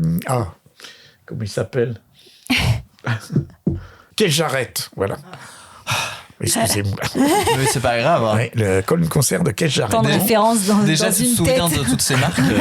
Et puis, peu de temps après, quand on est revenu, quand même, j'ai acheté ma première platine CD. Alors, c'était un Continental Edison, c'était un gros pavé. Et le tiroir, la porte s'ouvrait. Sur le en portefeuille un peu. Puis on glissait le CD dedans. Et clac, ça se refermait. Ouais. Et ça marchait, ça mettait un temps avant de démarrer, ça démarrait. Enfin, bon, le son était quand même, enfin, pour moi, était très bon. Hein. Mieux. Oui, Enfin. était très bon. Ouais. J'ai jamais différent. essayé. Oui, c'était différent. J'ai jamais essayé de faire la course entre le vinyle et le CD. Enfin, il y a des bagarres infinies. Bon, chaque support a ses qualités, je pense. Et puis, ça dépend. Donc là, maintenant, t'écoutes des deux? J'écoute des deux, mais franchement, par fainéantise, j'écoute plus de CD et après, on va venir à la musique dématérialisée quand même. C'est pareil. Hein. Mais oui, en vinyle, c'est pareil. On n'a pas non plus forcément les meilleurs appareils. Les Japonais, ils ont racheté tous les pressages d'origine. Enfin, ils ont une culture du vinyle qui est fabuleuse. C'est de l'artisanat un peu le vinyle. Avec des équipements et des cellules merveilleuses. Enfin, et donc ils chantent les vertus du vinyle par rapport au CD. Mais c'est pas forcément la même chose que nous. Mais il y a énormément de gens en France qui préfèrent les vinyles au CD. Hein. Bon, puis là, en plus, ça me dérange pas. En ce moment, c'est de nouveau revenu à la mode. Oui. Au point qu'ils ont dû au point que je crois qu'il y a eu une perte de savoir-faire énorme. Oui. Non, mais puis la vente des CD a complètement chuté. Oui, c'est ça. Alors, ce qui a fait énormément de mal, les premiers vinyles, les premiers CD, on partait des bandes magnétiques, après du traitement magnétique, donc toujours en analogique, et c'était la dernière phase qu'on numérisait. Oui. Bon, en général, ces CD-là sont très bien. Ok. Après, il y a une période où on enregistrait en numérique, on traitait en numérique et on gravait en numérique. Et pour que... Il y avait une concurrence terrible entre les chanteurs, les marques, les trucs comme ça, les majors. Sur une plage, sur un morceau de disque, les fréquences la partie du morceau qui était à plus faible niveau, il a saucissonné et il remontait le niveau pour que tout soit audible à la radio à un niveau Et du coup, assez fort. tu perdais de la complexité. Et la dynamique et Ouais, tout c'est ça. ça. Enfin, c'était pas. Et il y a eu un ça lissait tout ça, en fait. complètement. Ouais. Et il y a eu un massacre dans le CD. C'est ce qui a fait énormément de tort au CD dans les années 2000 et tout ça. Enfin, il y a eu toute une période vraiment. Et puis, ils se sont. Est-ce qu'ils s'en sont rendus compte? Enfin, ils en sont revenus maintenant quand même. Oui, ils ressortent des CD qui sont quand même de meilleure qualité. Chose qui ne se faisait ni en jazz ni en musique classique. Ok. Les CD de jazz, d'une manière générale, ou de musique classique, étaient très bien dès le départ et ils sont restés très bien. Mais tout ce qui était musique moderne, ils ont fait des massacres. Ouais. Et j'ai tout un tas de CD où c'est du massacre. Mais tu les as quand même achetés en sachant. Non, je le savais pas à l'époque. Tu le savais pas, ouais. Je le découvre au fur et à mesure, quoi. Bon, mais enfin, pour moi, le CD, c'est quand même quelque chose de quand même très très bon. Ça reprend quand même les fréquences et parce que ça va de 20 à 20 000 Hertz. Moi, mon oreille, elle est peut-être capable de 400 à 12 000 Hertz. Hein. Oui, Plus c'est tu ça. vieillis, plus tu perds dans les extrémités. Des fois, donc, c'est être puriste pour être puriste, alors oui, que tu captes pas la différence voilà. à l'oreille. Exactement. Enfin Donc, c'est tout un débat, puis c'est toute une bagarre. Il y a des gens qui sont persuadés de leur fait là-dedans. Bon, j'aime mieux les laisser. Moi, c'est pas mon but. Moi, le but, c'est que chacun trouve son plaisir dans le support qu'il veut. Et puis c'est Bien tout. sûr. Si ça lui plaît d'écouter en vinyle, il écoute en vinyle. Et après, ça voilà. dépend des appareils aussi, parce que je crois Ça que dépend aussi du coup, quand tu as même des plusieurs équipements. appareils, Bien sûr. appareils CD. T'en as plusieurs. Ici. Oui. Qui, Par du coup, exemple, n'ont pas les mêmes sons. Oui, c'est pareil. Alors, je ne sais plus à quelle époque. Oui. Alors, donc, j'avais acheté cette espèce de petit lecteur CD. Après, j'ai racheté un ampli. Après, il y a des enceintes, là. Donc, c'était un kit. Grosses enceintes. C'était un kit focal qu'il y avait à la maison de l'audiophile. C'est-à-dire, t'achetais l'œuf en plâtre, les haut-parleurs, et puis les filtres en pièces détachées, et puis il fallait te débrouiller pour faire l'enceinte. Alors là, j'avais trouvé un ébéniste pour me faire les caisses, parce que j'aurais pas pu les faire. En plus, Elles sont trop belles. c'était un bois vachement Bricoleur, mais lourd. c'est pas tout faire, quand même. Oui, non, mais faire des choses, mais dans la limite de tes dans la limite compétences. de mes compétences, oui, j'avais bien pas sûr. les équerrages, les trucs, Elles sont trop belles. Oui, voilà. ouais. Hein. Mais par contre, fallait rentrer les haut-parleurs, bien poncer. Il y avait tout un truc, faire les fils derrière et tout ça. Et c'était encore des enceintes que j'avais vues à la maison du haut-parleur et puis à la maison de l'audiophile. Il y avait. Ça existe encore, la maison de l'audiophile? Non, ça n'existe plus malheureusement. Avec Jean Chrétien, je crois, le directeur de Focal de l'époque. Enfin, donc, j'avais fait ces enceintes-là. Après, j'ai trouvé un lecteur Philips, un lecteur de CD Philips 960. Et c'est un lecteur parce que tout le secret quand même c'est pareil, des CD, c'est souvent le convertisseur. Qui change Le numérique en analogique. Ouais. Celui-là, c'est une merveille, quoi. Je suis bien tombé aussi à chaque fois. Il y a peut-être quand même, j'ai eu des chances peut-être. Ouais. Justement, avec tous ces progrès, quoi. Mais T'as suivi ça tous les progrès. reste dans une certaine limite. Parce qu'il y a des équipements Oui, bien qui sûr. sont 1000 fois meilleurs aux miens. Ouais. Alors, ça m'a appris aussi à apprécier ce que j'ai et pas faire toujours la course au plus. Je savais ce que je voulais. Dès le départ, je savais à peu près ce que je voulais. Mais maintenant que je l'ai, j'ai pas forcément envie j'ai plus envie de changer. Oui, t'as pas, et t'es pas non plus dans une nostalgie d'aller chercher les vieux appareils ou. Non, pas vraiment. Non, j'ai changé certains câbles, j'ai amélioré des trucs, des filtres, des parties, machins. quoi. Voilà, des parties, mais tout en gardant l'équipement Que tu jugeais, toi, très bien, optimal pour à mon toi. niveau, à mon ton niveau, niveau. qui plairait pas à quelqu'un d'autre. Hein. C'est ça. Forcément, je suis pas du tout. C'est pas mon matériel qui est le meilleur. Non, Voilà. mais c'est mon qui est matériel le meilleur qui pour toi. me plaît. Ouais, Voilà, c'est tout. C'est top. Et puis, et tu parlais tout à l'heure du passage au dématérialisé. oui, Ouais. alors voilà. Après ça, il y a eu. Alors, avec la revue LED, j'ai fait des amplis à lampe. Oui. Tout en n'y connaissant pas grand-chose. Bon, puis des années après, il y avait des amplis avec des lampes fabuleuses, donc j'en ai fait.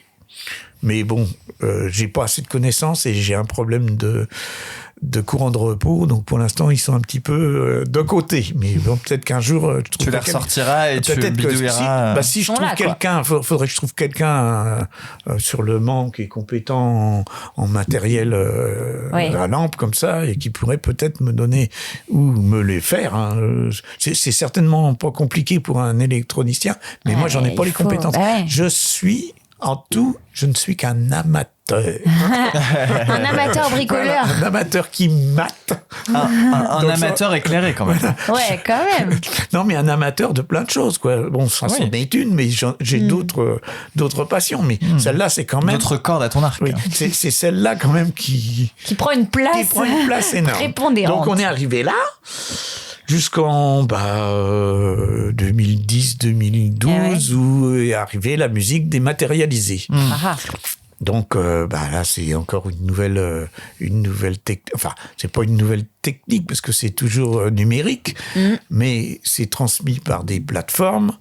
Et bon, moi ça m'intéresse aussi. Hein. Donc j'ai commencé petit avec des trucs sur le téléphone avec du Bluetooth. Et puis petit à petit, bon, j'ai fini par m'acheter un streamer. Donc c'est un appareil qui est relié à la box en direct. Et le téléphone, on s'abonne à des plateformes. Ouais.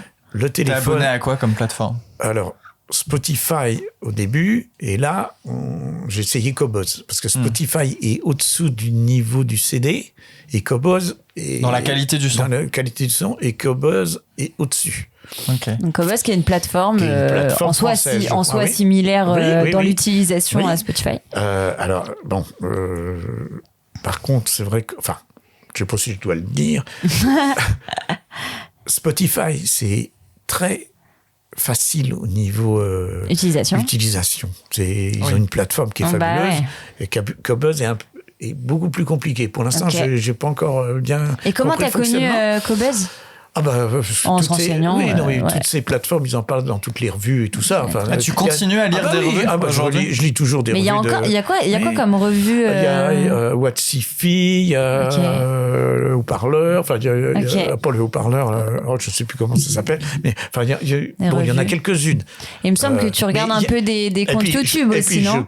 Oui, je regarde beaucoup de trucs sur YouTube, voilà. Pour te renseigner là-dessus Oui, et pour regarder. continuer à faire une veille sur mais- tout ce qui se passe. En fait. Voilà. Mais bon, par exemple, dans les streamers, il y a des streamers qui valent des fortunes. Donc là, j'ai un streamer petit qui me permet de naviguer sur les plateformes. Peut-être qu'un jour, j'en achèterai un plus performant, meilleur, mais j'attends vraiment que ça se stabilise, parce que là, c'est... Il y a et trop puis, de choses. Oui, puis j'ai pas envie d'acheter le dernier cri, parce que Ouais. c'est le dernier cri, puis que dans Oui. 6 mois, il sera... Non, Tu n'es pour plus l'instant. comme dans ta jeunesse où Oui, t'achetais oui. le dernier truc qui sortait. Oui, j'ai jamais vraiment fait ça, vraiment. J'avais un objectif. Oui. Je savais ce que je voulais.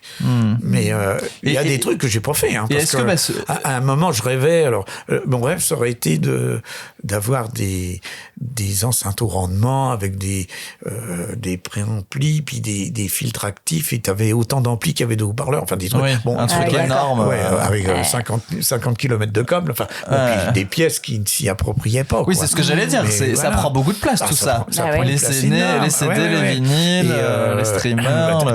T'as des enceintes au rendement, des Altec ou des trucs comme ça. C'est vrai que bon, quand tu t'as un son qui... Mais bon, c'est pareil. Je trouve que on a toujours quand même le son de la chaîne. On n'aura jamais le son du direct, enfin de quelque chose que pour l'instant. Ça ne vaut pas le direct. Tu trouves que aucun support ne permet d'avoir cette sensation que tu as d'être en live. Moi, Ouais. personnellement, entre un disque, par exemple, de musique classique et puis être en en Un présence concert, d'un orchestre. Ouais, par exemple. Bon. Il n'y a pas photo. Il y a quand même quelque chose d'autre. Ouais. quoi. Oui, mais bon, C'est maintenant physique. ils sont en train de faire une spatialisation du son avec. C'est ça. Voilà. Et, Donc, et bientôt, peut-être- tu pourras même, peut-être- avec un casque VR, Oui, être oui. dans une salle Oui, de bah oui. concert. Et, alors, mais Il y a déjà des concerts sur Fortnite. La spécialisation du son, je sais plus où ils sont rendus à 48 points de, ou Je sais pas. plus points d'écoute, quoi. Enfin, Ah oui, d'accord. t'as Oui, oui, l'impression que bah, ça vient- s'améliore de plus en plus. Mais le problème, c'est que ça dépend. Alors, ça donne quand même un style de disque, enfin de support. Et puis, c'est complètement dépendant de celui qui l'a produit. Oui, Ça me fait un peu peur. oui, ça. oui, Enfin, oui. je sais pas. Deux personnes vont peut-être avoir une approche complètement différente. Donc, toi, ce que tu reçois, ça dépend quand même encore plus de la personne qui a traité ce son, quoi. Mais C'est sûr. Et puis surtout, là, Et- là tu parlais de Spotify qui ne propose pas tout, même si beaucoup de choses sur Spotify, tout n'est pas sur Spotify. Spotify propose beaucoup. Beaucoup. Non, mais Mais- il propose et surtout pas des une fois dans des qualité- versions. Il ne propose pas une qualité équivalente au CD. Oui, Ils sont encore c'est ça. au-dessous du Ah, c'est CD. fou, ça, quoi. c'est quand même C'est un ça. peu dommage à notre Bah ouais, époque. ouais, Parce c'est que clair. toutes les autres plateformes le pratiquent, quoi. Donc, ça doit venir, mais on ne sait pas quand. Mais par contre, si ça vient, c'est quand même tellement pratique. Ouais. Oui. Mais Cobuzz est au-dessus, au niveau son, au niveau... Et du coup, j'ai l'impression et que t'as- donc, maintenant, on arrive à l'ARS, la haute définition, Oui. où on a un taux d'échantillonnage beaucoup plus grand, beaucoup plus élevé. Alors, est-ce que c'est du marketing? Moi, je sais pas si mon oreille est capable de l'entendre. Je sens qu'il y a il y a une différence quand même entre Cobuzz et Spotify, mais au-delà d'un certain niveau, je suis pas sûr, avec l'équipement que j'ai, d'être capable Ouais, d'entendre d'entendre la vraiment différence. la Il faudrait que je différence. retourne dans des salons. Oui, c'est C'est ça. pas dit que je n'y retourne pas. Ah Pour te Parce refaire. que le Festival du son à Paris a été arrêté pendant des années. Et là, Il reprend. Ils refont quelque chose au mois d'octobre. Ça fait 2 ans qu'ils font ça. Donc, ça me titille quand même. En Super octobre, intéressant. on Je sais- sait où on va voir Michel. Je sais pas si je dois y aller parce que je vais revenir et puis je vais Ah, me les dire... mains. Ah oui. Ah ouais.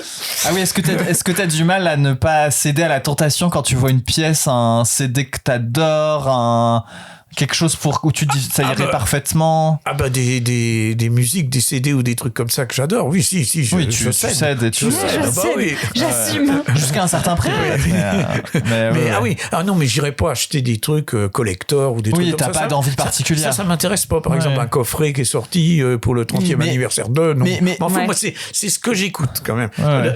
Avant tout. Oui, t'as pas envie de c'est- posséder quelque chose pour le posséder. Ah non, C'est- ah non. c'est- Moi, ce que je. Bah, c'est la ce qui musique au Ce qui final. m'intéresse, c'est Là, on le parle beaucoup de frisson, son, mais. le frisson que je Ouais, ouais. ressens Ouais. en écoutant. Et c'est vrai que bon, avec tous ces équipements et techniques maintenant, on arrive à un plaisir, moi je trouve, d'écoute et que bah, des fois n'importe quelle musique Et de se rend bien. découverte, moi je Et trouve. de découverte. Quand même vachement de trucs. ah oui. À l'époque, Oui.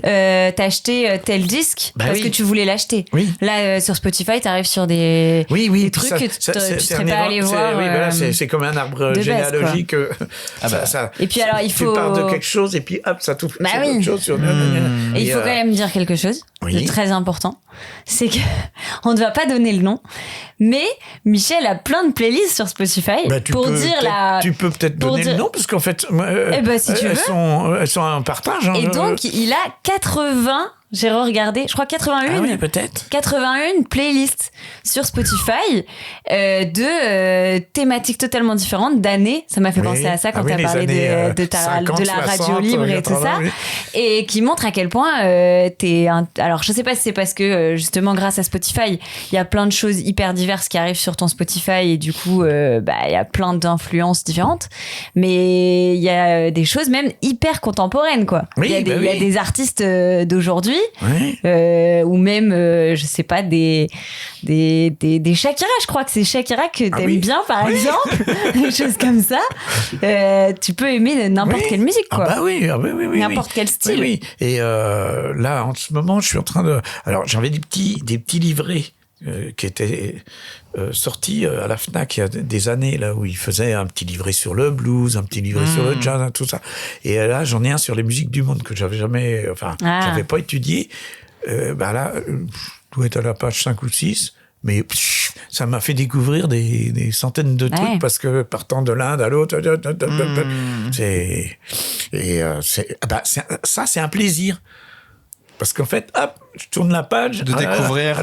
Il parle de tel disque, bon, je l'écoute. Et puis, surtout tu peux l'écouter tout de suite. Oui, voilà. Et puis, ça m'entraîne sur tel artiste, tel musicien, tel machin. Tout. Bref. Et puis, vous irez voir Papichou 72. Oui, et il y en a une, c'est le Jardin des délices. Oui. Ah oui. Et ça, c'est tout un temps d'enregistrement que j'avais fait à l'époque sur CD de musique où les sons me procuraient un plaisir assez fou. Donc, Mais ok. je l'ai mis sur Spotify et c'est ce que je ressens. Moi, voilà. Ouais, sur certains sons. Oui, sur certaines musiques, parce que c'est ce que ça procure. Parce que, par exemple. Et ça t'a jamais donné envie de mixer des sons? Toi qui adores tellement le son. Tu vois, de t'amuser avec des sons, avec des sampleurs, des choses comme ça et tout. Parce que ça, c'est jouer un peu. Oui. Tout ce qui est musique électronique. Oui. Pas plus que ça. Plus que ça. Ouais. Et puis peut-être que j'ai passé l'âge où la compréhension de tous ces systèmes-là, peut-être. Hein, je serais plus à la pointe du. Ou alors, faudrait que j'ai une formation. Ouais. Peut-être. Mais c'est vrai que les boucles, les machins. J'ai un peu de mal à voir comment ça fonctionne, ça. Ouais, puis peut-être que ton plaisir, en fait, il est pas là. Il est dans ce que tu disais. Oui, puis il y a tellement de gens qui font pour moi, des belles musiques. Oui, moi, je suis pas à la hauteur. Oui, donc, c'est ça, je me contente de prendre et de profiter. Voilà, et d'absorber comme une éponge toutes les musiques du monde. Bien sûr. Et est-ce que là, dans toutes ces années, que ce soit aujourd'hui ou dans le passé, à chaque fois, c'était quelque chose que tu faisais seul ou tu partageais, t'avais des amis qui étaient comme toi, passionnés du son, de la manière dont le son sortait de machines, était traité. Il y a beaucoup de... jeune, je partageais beaucoup. On se réunissait énormément chez moi. Il y avait beaucoup de gens qui venaient. On écoutait plein de musique. Mais... oui, aujourd'hui, c'est très personnel, en fait. C'est quelque chose qui est très... Ça a changé, quoi. Oui. Et je connais pas peu de gens qui soient aussi passionnés que ça. Oui, c'est ça. Voilà. Et puis, il y a des gens qui sont plus passionnés par un musicien, un chanteur, un genre en particulier. Un genre en particulier, ou qui pour les concerts ou ce genre de choses, t'avais pas de mal à trouver des copains qui étaient... Oui. Et puis, alors, c'est pareil, on n'a pas parlé, mais à l'époque, je me rappelle, c'était le début des grands concerts. On avait été voir Simon et Garfunkel, C'était quoi ton premier concert marquant Grand concert, c'était Simon et Garfunkel, justement. C'était le premier. Après, il y a eu Bowie. Après, il y a eu Springsteen. Après, les Queen. Incroyable, trop aimé. J'aurais trop aimé être à cette époque. Enfin bon, il y a eu tout un tas de...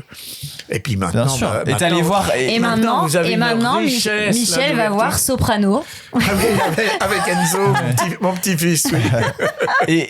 Comme quoi, il écoute de tout. C'est pour lui faire plaisir. Et toi qui mets autant d'importance dans le son, quand t'allais voir des concerts, c'était important pour toi, la salle de concert? Le choix de la salle de concert dans lequel t'allais le voir? La restitution du son. C'est ça. Des fois, il y a eu des choses, même au Palais des Congrès, une fois que j'en étais parti. J'étais pas responsable. Mais il y a des fois des chanteurs que j'ai entendus, c'était assourdissant, quoi. C'est pas la peine de faire un bruit. Oui, puis il y a des salles aussi qui se prêtent plus ou moins. Oui. J'imagine que t'étais plus et puis, par contre, Zénith, Palais des Congrès que Stade de France, parce que le son... Oui, parce qu'on est loin, on a un écho. C'est plus... un moment de partage avec une ambiance et des gens. Je trouve qu'on est tous oui. Mais au niveau son, parce que même moi, le temps que j'ai été au Palais, j'avais l'impression quand même de travailler énormément le son que je rendais aux gens, mais il est quand même personnel. Oui, bien sûr. C'est complètement moi qui. Et est-ce que distribuais. Tu te faisais confiance ou t'avais un référent à qui tu disais là le son il est ok, il est. Parce que tu vois, pour avoir la bonne oreille, ça s'apprend aussi. Oui. Je me faisais confiance et puis j'avais 2 ou 3 gars de l'équipe du Palais qui passaient dans les rangs un peu puis qui me disaient quoi si là fais puis avec attention, le temps quoi. Oui. Forcément. Mais puis ça dépend aussi des musiciens et des chanteurs que t'as parce que il y en a, il faut. Alors, je me rappelle Stéphane Grappelli. Stéphane Grappelli. Je sais pas qui. Stéphane Grappelli, c'est un violoniste de jazz qui a joué avec Django Reinhardt et tout ça. Okay. Mais qui est arrivé sur scène, il avait un âge certain. Il était assez fatigué, tout ça. Et puis. Il avait même pas besoin de micro. Enfin, il me dit tu me mets un micro, mais pas trop pointu, hein, un peu une musique d'ambiance. Il avait peut-être encore peur de faire des fausses notes, je sais, alors que c'était divin, quoi. Enfin, et puis il avait pas besoin de micro, ce monsieur. Mais lui, il avait peut-être. Et puis à côté de ça, t'en avais certains, qui demandaient une pléthore de micros et des trucs très particuliers, puis que fallait mieux les oublier des fois. Ça qui était trop intéressant, c'est que du coup à chaque fois, oui, c'est différent. Le travail était différent. Oui, puis c'est très entre des musiciens de jazz et puis de la variété, ça n'a rien à voir, quoi. Le jazz, c'est très pointu, très il y a vraiment très directif des machins. Et c'est vrai que. Enfin voilà. Peut-être juste une dernière question. Ah vas-y. Une dernière question. Si tu voulais aujourd'hui conseiller quelqu'un qui commence à se passionner par le son, tu lui conseillerais tes revues, tu lui donnerais quoi comme conseil? Ou tu lui dirais va sur Spotify, commence à écouter des musiques et après intéresse-toi. Oui, revue, mais tout en se méfiant quand même des dernières nouveautés qui sont pas forcément les meilleures. Ça dépend. Il y a 2 types de quelqu'un qui veut quand même écouter une bonne qualité, mais qui est pas passionné, puis qui va pas aller investir des sommes folles, et puis qui va pas changer sans arrêt. Maintenant, il y a des équipements, là, dans les revues, où tu as tout. Des appareils tech, Marantz, enfin, t'as tout. Par contre, celui qui veut aller au-delà et qui commence vraiment, à la limite, moi, je dirais, il faut peut-être acheter des enceintes moyenne, hein, et puis des équipements, quitte à les acheter d'occasion ou à Emmaüs ou machin, un ampli, un lecteur CD tout petit, et puis il commence, et puis il se forme l'oreille, et puis un petit, mais surtout si il veut continuer, il faut qu'il achète tout en séparé. Ampli, préampli, platine, lecteur pour comprendre, CD. quoi. Et comprendre comment ça fonctionne. Et pouvoir changer un équipement par rapport à l'autre. Ah oui. Et comme, la chaîne, elle sera toujours du niveau de l'équipement le moins bon. Oui. Donc, oui. C'est ça le. De toute façon. Mais en achetant des éléments séparés, au fur et à mesure du temps, il peut changer l'équipement. Que s'il achète un bloc, il change tout, quoi. Enfin, donc ça permet d'échelonner et puis mais voilà, faut y aller doucement et puis il faut se former l'oreille et puis tranquillement. Puis l'important c'est de se faire plaisir et d'écouter. Bien sûr. Hein, voilà. Avant de. Et puis après, au bout d'un moment, tu rachètes un équipement puis hop, ça te refait une sensation, puis après tu rachètes un autre équipement, puis ça remonte la sensation, puis tu redécouvres ton matériel, quoi. À chaque fois, c'est un petit peu ça. Voilà. Très bien. Ok, trop bien. Peut-être toute petite question, toute petite réponse, mais il est gourmand. Aujourd'hui, tu arrives encore à ressentir ces sensations dont tu t'as parlé là tout le podcast. Ah oui. Donc ça veut dire que ça t'anime toujours cette passion. Oui. Okay. Et tous les jours, tu passes un peu de temps.